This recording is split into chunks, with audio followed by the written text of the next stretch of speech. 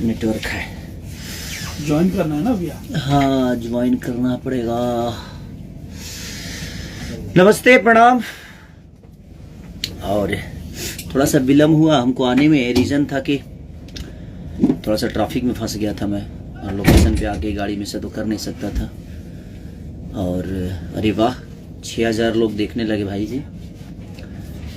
तो सबको, तो पहले आप सबको गुड मॉर्निंग, और आप सब स्वस्थ रहें, व्यस्त रहें और मस्त रहें, इसकी शुभकामना हमेशा आप सबको मेरी तरफ से और भोजपुरी समाज की तरफ से और संघर्ष 2 की टीम की तरफ से। और इसमें अभी मैं रत्नाकर भैया को भी जोड़ूंगा, इसकी शुभकामना हमेशा आप सबको। और हमारे पराग पाटिल जी,